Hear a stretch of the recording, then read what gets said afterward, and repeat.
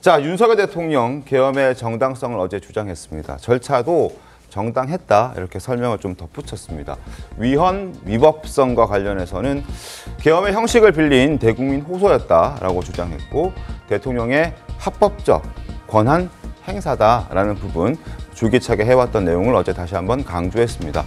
절차적 정당성과 관련해서는 좀 설전이 좀 있었는데 긴급 국무회의를 통한 계엄 선포 해제였다. 그러니까 정상적인 국무회의는 당연히 비상 상황이기 때문에 그렇게 이루어질 수는 없는 것 아니냐. 그러나 국무회의를 하지 않았다는 부분에 있어서는 동의할 수 없다. 국무회의는 엄연히 있었다. 그리고 국무위원들이 올 때까지 2시간 넘게 그들을 기다렸다. 그리고 의견을 물었고 의견을 듣고 결정을 했다는 부분을 강조를 했습니다. 정치인 체포 지시와 관련해서는 단 한 사람도 체포되지 않지 않았느냐. 체포를 할 마음이 없었다는 부분도 이야기를 했습니다. 자, 계엄 선포 과정에서의 절차적 하자가 없었다. 그리고 국무회의 과정에 대해서도 어제 상세하게 설명했던 그런 부분들 저희가 직접 보여드리겠습니다. 계엄 당일 국무회의는 국무회의로 보기 어렵다는 주장이 있습니다. 국무회의를 할 것이 아니었다면 도대체 12월 3일 밤에 국무위원들이 대통령실에 온 이유를 오히려 제가 묻고 싶습니다. 간담회 정도였다는 주장도 있습니다만 그날이 간담회를 할 상황은 아닙니다. 저는 대통령으로서 국가가 비상 상황이고 비상한 조치가 필요함을 설명했습니다. 의사 정족수 충족 이후 국무회의 시간은 5분이었지만 그 이전에 충분히 논의를 한 것입니다. 다음 날 새벽 해제 국무회의는 소요 시간이 단 1분이었습니다. 비상계엄을 위한 국무회의를 정례 주례 국무회의처럼 하기는 어렵습니다. 박민영 대변인님, 일단 지금 윤석열 대통령의 주장은 국무회의를 안 하는 건 아니다. 형식이 좀 간소화됐을 수는 있겠지만 그 역시 국무회의에 그건 분명하다라는 주장을 지금 하고 있는 거거든요. 어떻게 좀 보십니까? 그러니까 사실 헌법상으로도 국무회의를 소집해야 한다라고 되어 있지 최종적인 선포권은 대통령에게 있는 게 사실이거든요. 그러니까 대통령한테 이 비상사태인지 아닌지를 판단할 수 있는 권한이 주어져 있고 이것을 부적절하다라고 생각을 했을 때 해제할 수 있는 또 권한이 국회에 있는 게 아니겠습니까? 그래서 국회가 비상계엄을 해제를 했고 그것을 또 1분 만에 국무회의를 통해서 그 해제를 수용을 했다라는 점에서 이게 뭔가 국무회의의 그 조건 자체가 기존의 것과 같지 않았다라는 이유만으로 이것이 요건을 갖추지 못했다라고 할 수 있느냐 했을 때 그렇지 않다라고 반론을 하고 있는 것이고요. 또한 이 저 발언의 뒷부분에 이 김영삼 전 대통령 당시 금융실명제도 이 비상경제 명령도 사실 국무위원들한테 사전에 아무도 알려주지 않은 상태에서 진행을 했다라고 이야기를 하고 있거든요. 결과적으로 헌법상의 비상계엄 선포권이라는 것은 이 대통령에게 주어진 권한이기 때문에 그것의 적절성에 대해서 국회를 비롯한 지금 상태에서 따져볼 수는 있겠으나 당시 국무회의 자체는 이 비상이라는 그 상황을 생각을 했을 때는 크게 어긋나지는 않은 것이다 라고 지금 말씀을 하신 것 같습니다. 그렇습니다. 이걸 과연 헌재가 어떻게 받아줄지는 헌재의 결정을 좀 기다려 봐야겠죠. 자, 그리고 어제 또 여러 가지 모습들이 좀 있지 않았습니까? 네, 어제 헌재에서는요, 비상계엄이 국회를 장악하려는 시도였는지 이 부분에 대한 증빙을 놓고도 양측의 공방이 눈에 띄었습니다. 영상 자료를 통해서 이 부분을 입증하는데 양측 모두 사활을 걸었는데요. 먼저 윤석열 대통령 측 대리인이 공개한 영상부터 보고 오시죠. 본 의원을 제가 통로에서 마주쳤잖아요. 예, 그렇습니다. 그때 상황 판단이 어땠냐 이런 얘기. 그 당시에는 국회의원님들을 막아야 되고 이런 걸 지시받은 바 없기 때문에 의원님을 그냥 지나치고 이렇게 의원들을 끌어내라라는 지시를 받은 바가 없기 때문에 그 안규백 의원을 마주치고도 지나갔음에도 불구하고 전혀 아무런 조치를 취하지 않았다라는 진술입니다. 우원식 의장의 월담 사진입니다. 아무도 없는데 우원식 의장이 월담을 하는 사진입니다. 이재명 의원이 계엄이 선포되고 운전을 해서 국회에 들어가는 영상을 유튜브 라이브로 방송한 그 영상의 일부입니다. 아무도 없는데 혼자 스스로 월담을 하는 장면입니다. 국회의원들의 그 의사당 출입을 봉쇄해서 막을 생각이었다면 애초부터 계엄군을 출동을 시켜서 막았을 것입니다. 자, 지금 우원식, 이재명 두 사람이 월담했을 때 사실 그때는 월담할 상황도 아니었는데 의도적으로 연출을 위해서 월담을 했다라는 주장을 한 부분입니다. 그리고 의원들을 체포할 생각이 없었다는 건 안규백 의원이 옆에 지나감에도 불구하고 체포하지 않았다는 게 명확하지 않느냐 이런 주장들을 영상을 통해서 설명을 했고 그리고 국회 측도 준비한 영상들이 있었는데 그것도 보겠습니다. 계엄군이 분전함 쪽으로 걸어가는 모습이 보입니다. 지하 1층에 전력을 차단하는 모습까지 보셨습니다. 전력을 차례로 차단한 후에 자리를 떠나는 장면입니다.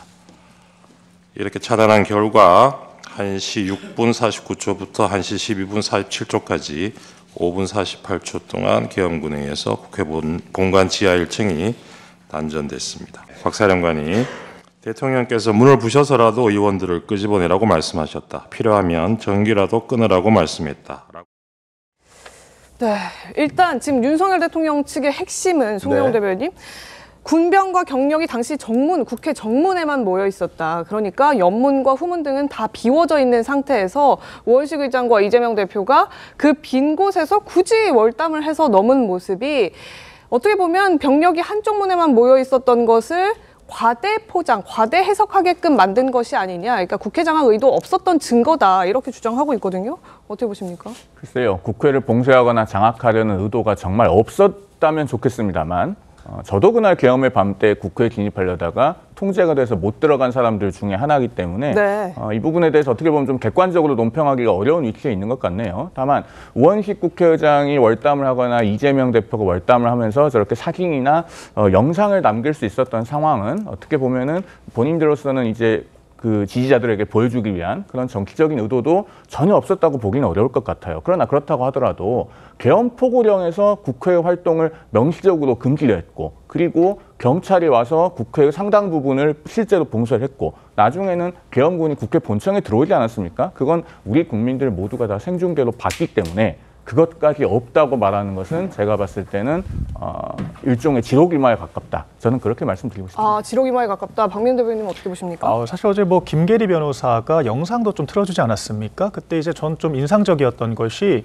이 고민정 의원이 본청, 그러니까 본회의장에 있는 본청까지 직접 입장을 한 상태에서 언론인 인터뷰를 진행을 했어요. 그런데 그 내용을 들어보시면, 그러니까 만약에 국회 봉쇄가 이루어진다면 정말 이것은 큰 사태로 비화될 수가 있다.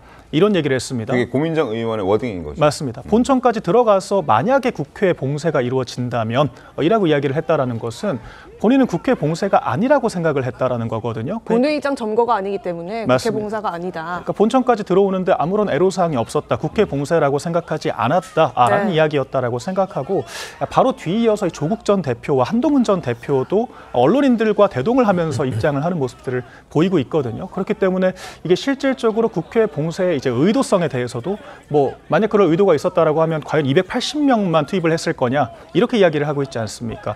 국회 보좌진들까지 포함하면 3,000명 이상의 인원들이 수용이 되는 것이 국회거든요. 네. 그렇기 때문에 의도성도 상당히 모호하고 실질적으로 실현되지 않았다라는 것이기 때문에 그런 부분들을 부각시키기 위해서 어제 그런 영상들을 또 틀어줬던 게 아닌가 저는 싶습니다.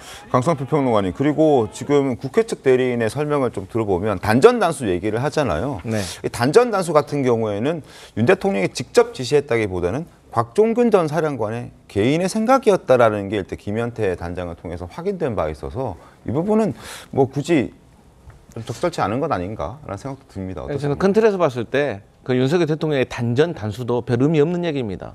결론은 국회의원들이 본회의장 가서 의결하는 거 방해하려고 했냐 안 했냐, 그런 지시를 포괄적으로 했냐 안 했냐, 그게 중요한 겁니다. 그런 과정 속에서 그런 임무를 실행하기 위해서 곽종근 사령관이 본인의 아이디어로 했다고 하더라도 그런다고 해서 윤석열 대통령의 본회의장에서 그 계엄 해제 의결을 방해하려고 했다는 것이 정당화되지는 않고, 여기서 중요한 인물이 한 명 있죠. 김현태 707 특임담장. 네. 이분 상당히 거짓말을 많이 하셨습니다. 거짓말하는 사람이다. 아니 예.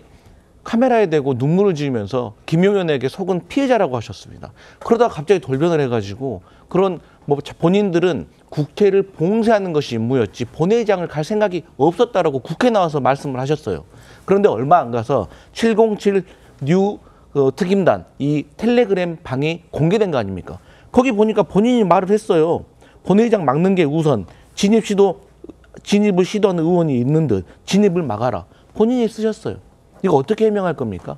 저는 당시 국민의힘에서 그것과 관련해서는 지금 김현태 단장이 어떻게 나중에 추후에 해명을 했냐면 이제 본인은 뭐 정족수라든지 국회 의결 상황 이런 거 전혀 몰랐고 국회를 일단 봉쇄하기 위해서 출발을 했는데 근데 기자들의 질문이 이제 의원들 체포와 그리고 봉쇄 또 그 의원들을 뭐 막아 세워야 된다 이런 질문들이 쏟아지다 보니까 거기에 대해서 질의 답변하는 과정에서 이제 기사로 통해서 접한 내용을 설명하면서 좀 그렇게 말이 나왔었다라고 본인이 이제 추후에 해명하긴 했었죠. 근데 그럼에도 불구하고 탄핵 심판에서 그 국회의원 끌어내란 말 못 들었다고 했습니다. 그러니까 헌법재판관이 검찰 조서에서는 그렇게 안 썼던데요 하니까 바로 정정합니다. 예, 그럼 그게 맞습니다. 그러니까 결론적으로 이건 다 부차적인 얘기인데 결론적으로는 윤석열 대통령께서 이것을 국회의원의 어떤 계엄 해제 의결을 막았냐, 막지 않았냐 사실 그런 게 큰 본질의 문제인 거지 단순은 사실은 부차적인 문제라고 생각을 합니다. 네, 이제 다만 그 부차적인 문제라는 것을 어제 국회 측에서 네. 영상까지 들면서 이제 설명을 했기 때문에 이제 저희가 그 국회 측 대리인단의 입장을 한번 또 소개를 해드린 그런 상황입니다. 네.